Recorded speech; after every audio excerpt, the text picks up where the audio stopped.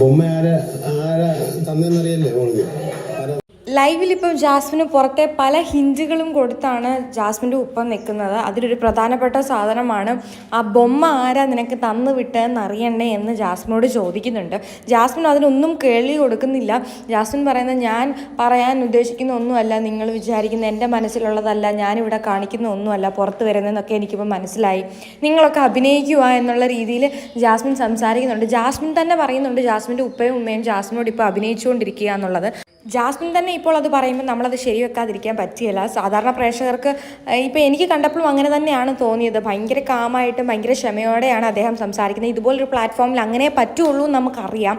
എന്തായാലും ജാസ്മിൻ്റെ ഉപ്പയും ഉമ്മയും വരുമ്പോൾ നമ്മൾ പ്രതീക്ഷിച്ചതിനെ എല്ലാം മാറ്റിമറിച്ചുകൊണ്ട്, അത് ഉമ്മ തന്നെ പറയുന്നുണ്ട്, അടിക്കും തിന്നും കൊല്ലും എന്നൊക്കെയാണ് എല്ലാവരും പറഞ്ഞിരുന്നത്. പക്ഷെ അങ്ങനെയൊന്നും ചെയ്യത്തില്ല.